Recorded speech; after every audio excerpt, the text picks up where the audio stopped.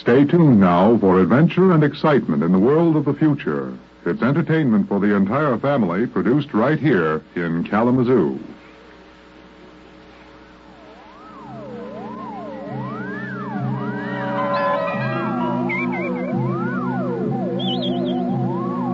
Join us now for a voyage into another dimension.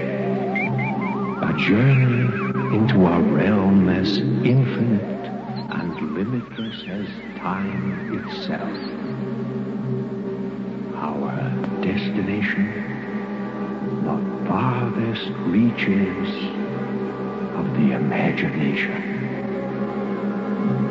WMUK Special Projects presents Future Tense.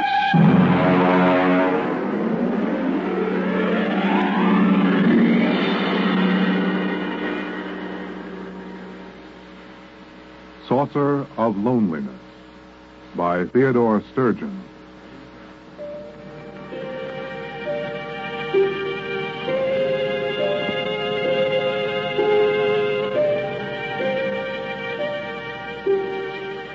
My name is Jason Beniades.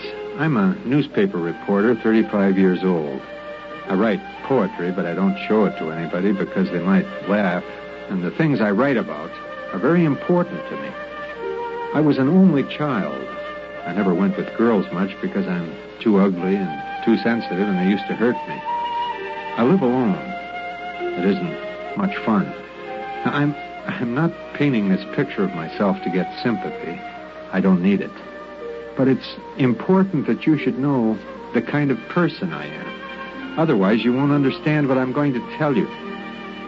It happened tonight, the thing I'm going to tell you about. Tonight, the 25th of June, 1982. I was down on the beach. Hey, mister! Hey, mister! What is it, kid? You seen a cop around any place? On this beach? I found this pile of clothes down near the rock. A lady's dress and shoes. Oh, did you see anybody? A girl? Well, I think so, but she was running along the sand in the moonlight. I yelled to her, but she just kept running, and then I found these. Oh, look, kid, you go try to find a cop someplace, and I'll see if I can find the girl. Okay.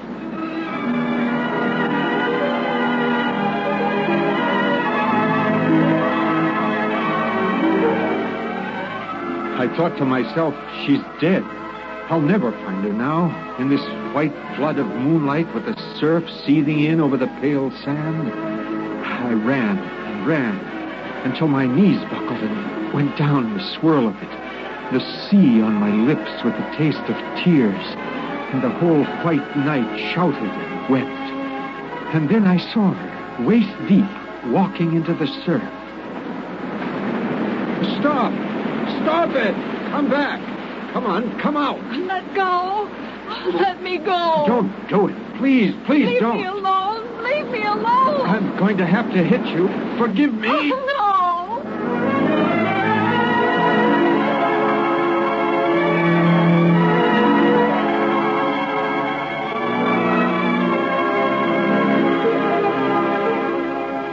I hit her in the neck with the edge of my hand, and she slumped over. I brought her ashore, carried her to where a dune was between us and the water. And then I rubbed her wrists. She had a pale, beautiful face with ancient, bottomless blue eyes. She opened them and looked at me after a moment. It's all right. Here, put my coat on, will you? Why couldn't you leave me alone? I couldn't. Why? Because it's important to me. Suppose you want to know why I did it. If I told you I understand, would you believe me? How could you understand? Maybe I know what it means to be lonely. Oh, that. That's it, isn't it? I don't know. I'm so terribly tired. Put your head against my arm and just stay. Don't be afraid. I've been looking for you for a long time. Looking? For me? All my life. How did you know? I don't believe you. Well, it's true. I found your message. Oh. So you see, there's nothing to be afraid of. Not anymore. Just rest. The moonlight is terribly white. Yes.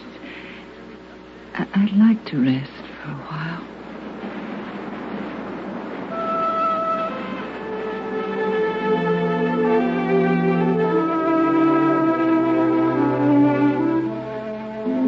She didn't remember it, of course, but I was one of the reporters who had covered the story when it first happened 5 years ago. I'll never forget that day. I was working the police blotter. It was a quiet summer afternoon when they brought her in. 2 big cops in blue uniforms. Come on now, girlie, come on. Let go. I haven't done anything. Take it easy now. What's the trouble, Connolly? Disturbing the peace, Sergeant. Is this that Central Park call? Aye, this is it. I thought you radioed that there was a near riot up there. You should have seen the place. All right, give me the report. Well, me and Bennett got up there, and there was a mob of people all surrounding this girl, see? So we bust through, and there in the middle of maybe 600 people, she's lying there, sort of in a faint. I asked a couple of people what the difficulty was. They told me it's the flying saucer. The what? The flying saucer. What flying saucer? Let me finish, Sergeant. What flying saucer, I asked. And then they says that this girl was standing on the green, and suddenly this saucer comes down and starts whirling over her head like a halo. What is this, miss, a gag? It happened. It did, huh?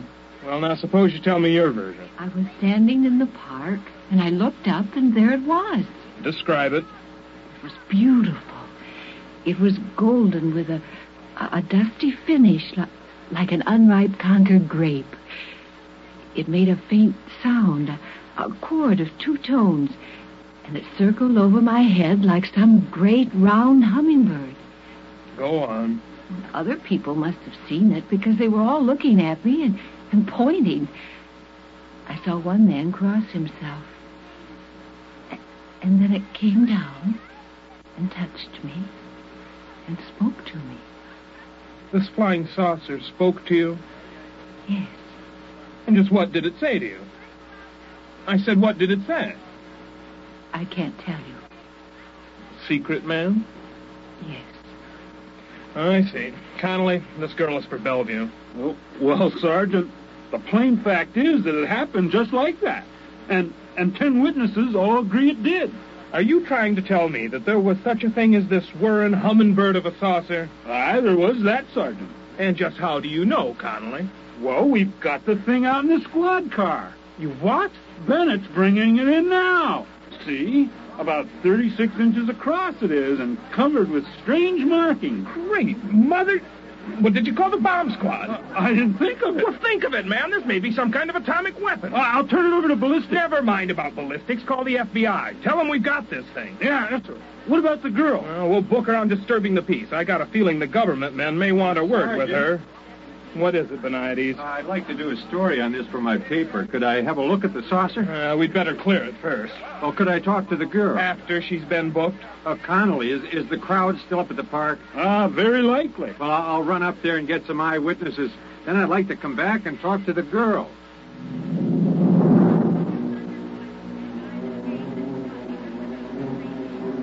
Up at the park, they were still buzzing about it.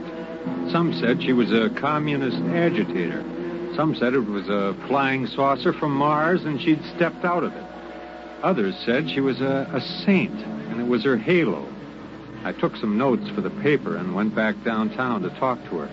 But there were a couple of agents with her and they wouldn't let me in. And now then, miss, you told the sergeant this saucer spoke to you. Is that correct? Yes. And did it speak to you in English? I don't know. You did understand it, though. Yes. Do you speak any other languages? No. Tell me, what message did you receive from this instrument? It wasn't anything, really. Suppose you tell me. I'd rather not. Miss, and let me be very frank. I'm not a policeman. I'm a security agent. That means I deal with problems that affect the security of our country. Do you understand? Yes. Now, we've examined this flying saucer enough to know that it is not of American manufacture. It also possesses an extremely high radioactive count. And now that means it was made in an area where radioactive materials are in great abundance, such as an area where atom bombs are made. And that's why we want to know the message you received from the saucer. There was no message. You just made it up. Yes. I'm afraid you're lying. Suppose we have some soldiers bring the saucer in here and hold it over your head. Would you object? I don't care what you do. All right, boys, bring it in. All right, come on. Come on. Swing your end around here. And now, when I tell the men to hold it over your head, you try to recall what it said. I don't know what it said. Lift it up, boys. Hold it right over your head. I got this. It's talking to you now, isn't it? Yes. What is it saying? What did it say? All right, boys, crate it up and send it down to the National Research Laboratories. Right. What about the girl, sir? We'll get nothing out of her. I don't believe she really knows what that humming noise is. Better have a psychiatrist examine her.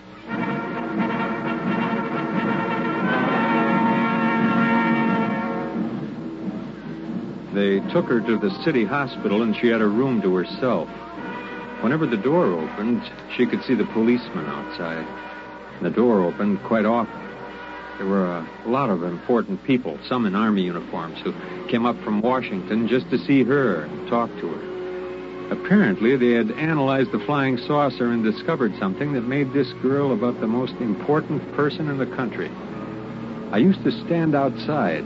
I could identify the heads of certain security agencies, but nobody would answer the questions that the reporter shot at.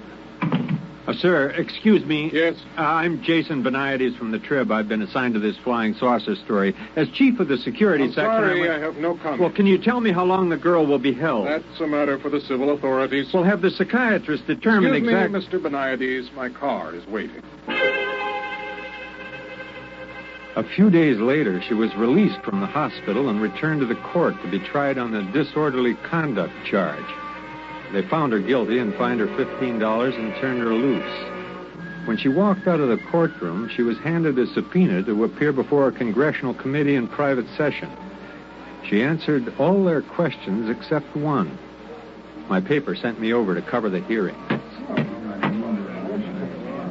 Now, young lady, I want to remind you that I'm a senator of the United States and empowered by the people of this country to ask questions relating to matters of security. You understand? Yes. Your name is Janet Boyce, is it not? I told you that. Now, at an earlier session, you testified that as a young girl, you were a member of a certain organization in your neighborhood. Would you name it? We didn't have a name. It was just a bunch of girls who got together to go bike riding and listen to recordings. Any particular recordings? Mostly Donny Osmond. I see. Now, this flying saucer, you said it talked to you. You did say that, didn't you? Yes. And then you denied it? Yes. Why? Because I was tired of answering questions. Young woman, let me put something to you squarely. By the way, I think if there are members of the press here, I can divulge a rather spectacular piece of information to you. This flying saucer has been thoroughly examined and analyzed. And I wish to inform the people of this great nation that it definitely, I repeat, it definitely did not originate on this planet. Oh, what? And now then, Miss Boyce, consider that it is possible that our Earth might be attacked from outer space by beings much more clever and stronger than we are. And consider that perhaps you have the key to our defense against these beings. Don't you owe it to the world? I don't think I owe anything to anybody. Even if the Earth was not attacked, just think what an advantage it would give this country over its enemies. Young woman, I ask you, what did that flying saucer say to you? Do you know that what you're doing is tantamount to working for the enemies of your country? I will give you one more chance. What was the message? It was personal. Gentlemen, I move that Miss Janet Boyce be cited for contempt.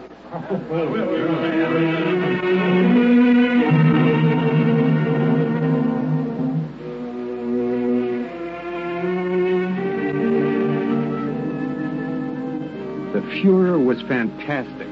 The chief of security blasted the senator for divulging secret information about the origins of the flying saucer, and the senator said the people had a right to know, and besides, he was just guessing anyway and happened to guess right. And meanwhile, the press printed the girl's picture all over the front page and ran banner headlines like, "Girl refuses to betray Martian secrets. Flying saucer girl won't talk, cited for contempt." The contempt trial was equally spectacular. She didn't plead any amendment or anything. She just said the saucer was talking to her, and it was nobody else's business. She was convicted and sentenced to 5 years in prison. Beniades. Yes, Chief. For the Sunday supplement? Yeah, good. Well, do you think there's anything in it? Oh, okay, whatever you say. Mike, get me everything you can on that flying saucer girl, will you? Yeah, the one that was sent to jail about 4 years ago. Now, see if you can find out what she's doing now. She was released about 6 months ago, I think. Mm-hmm. Yeah. The boss wants a feature for the Sunday supplement, oh? Okay.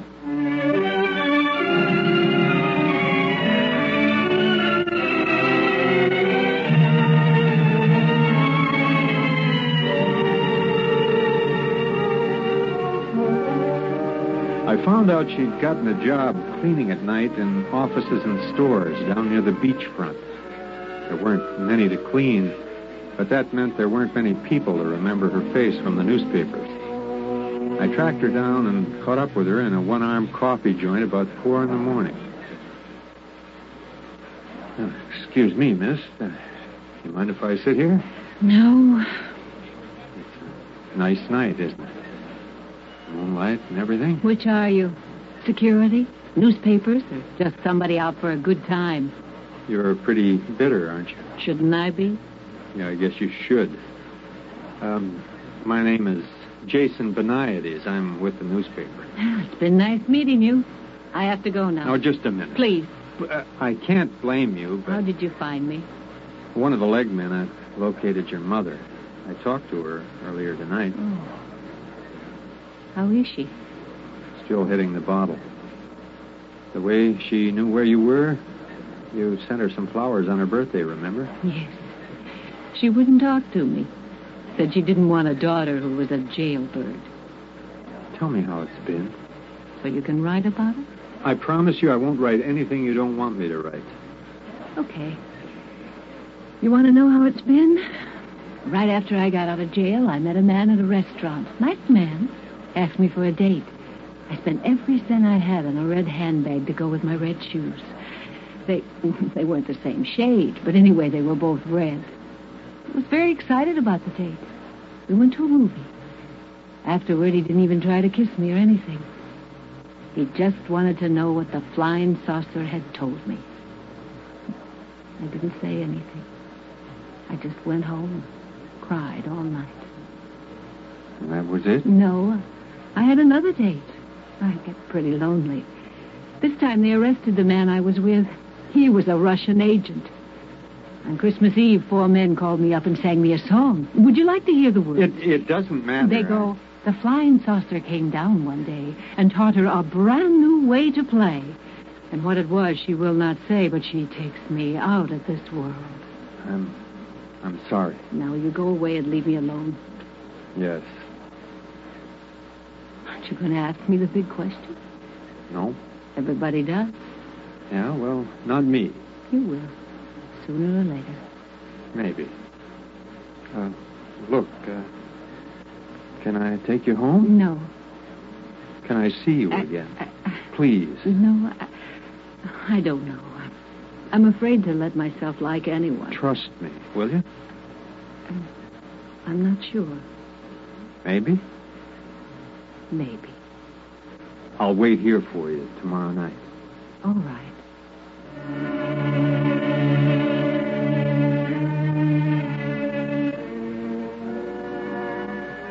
The next night, I went back to the coffee joint to wait for her.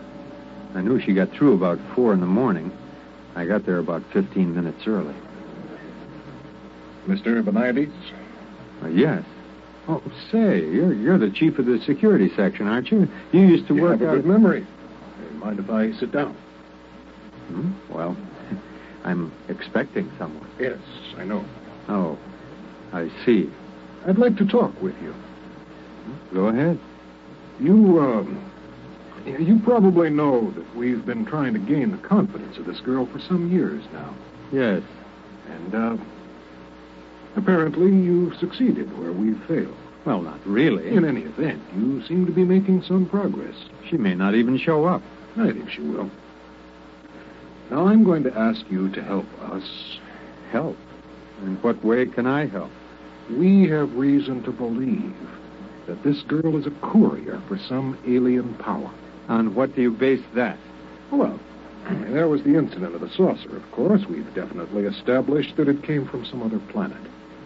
And recently, she's been throwing messages inside bottles into the ocean. What sort of messages? They're always the same. And now I have one right here. You're welcome to read it and see if it makes any sense. We've had every decoding expert in the service trying to break it, but we can't seem to find the key. I see. She's thrown literally hundreds of these messages in bottles into the sea. We've got many of them, but not all, naturally. Now, what we're most interested in is locating the content. Naturally. And that's where you fit in. We'd like you to gain this girl's confidence even further. Try to find out just what these messages mean, and beyond that, what the saucer said to her. You'll be doing us a favor and your country a great service. You're certain this is some subversive activity on her part? How else can you explain the fact that she won't tell us her secret? Maybe because it's hers. And everybody has a right to have something of his own. Are you, trying to tell me that you won't cooperate? I didn't say that. I'd like to remind you, Mr. Beniades, that you have a duty to us. I know that. I also have a duty to myself and to God. Now, if you'll excuse me.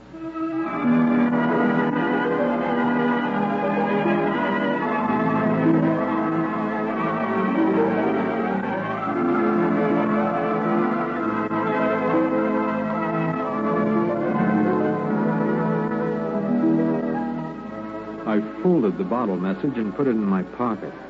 I waited for her to show up. The minutes went by, and the hours. And I knew she wasn't coming, or she had come and seen me with the chief and changed her mind. And that's when I left the cafe and walked down to the beach. That's when I dragged her out of the surf before she could follow one of her bottles into the water. How do you feel now? Are you cold? Why should you care? I do. Is that why you were sitting with the security chief in the cafe? I didn't arrange that meeting. He asked me to spy on you. I suppose he told you about the bottles. Yes. Wonder how much of the taxpayers' money they spent gathering them up. You'd think they'd get tired of it. All the writing in the bottles is the same. Maybe you could have saved a lot of trouble. Do you think so? All of them. Judges, jailers, jukeboxes, people. Do you really think it would have saved me a minute's trouble if I told them the whole truth at the very beginning? Wouldn't it? No. They wouldn't have believed me. What they wanted was a new weapon. Some super scientific super science from some alien super race. That's all they think about. Well, it is pretty important.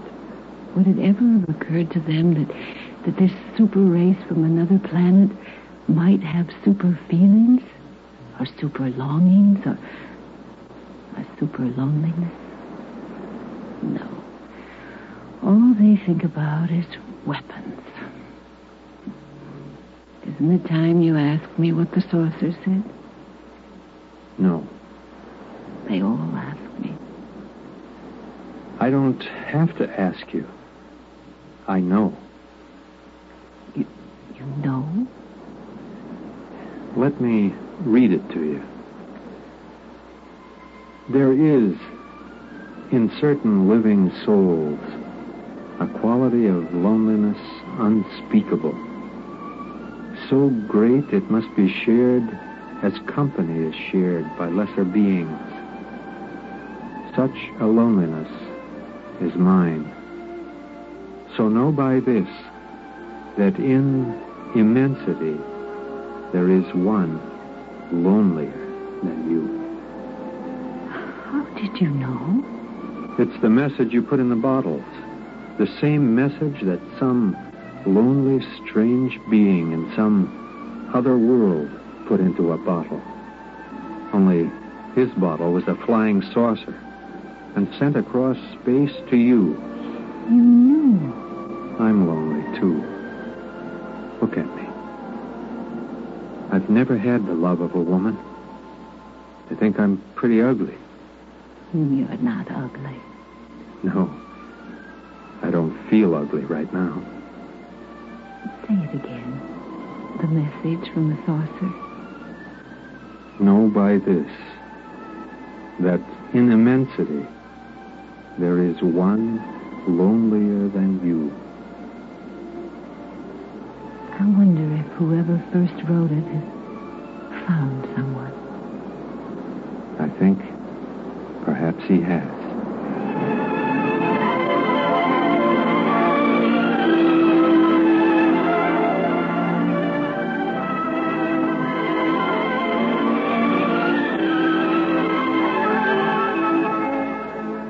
She looked at me and said nothing.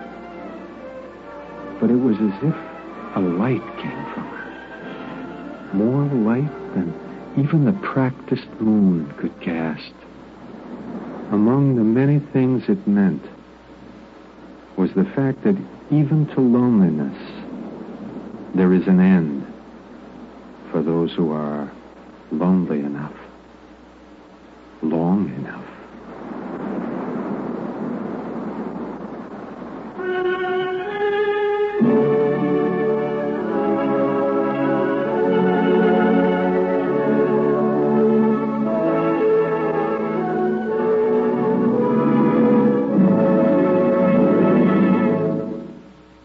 WMUK Special Projects has presented Saucer of Loneliness, written by Theodore Sturgeon and adapted for radio by George Lefferts. Mark Spink was featured as Benaides, and Peg Small played Janet Boyce. Our cast included Tom Small as the security chief, Richard Niesink as the senator, Martin Gingrich as the cop, John Scott as the sergeant, Rock Bartley as the boy, and Ico Generator as the saucer. Future Tense is produced and directed by Ellie Siegel.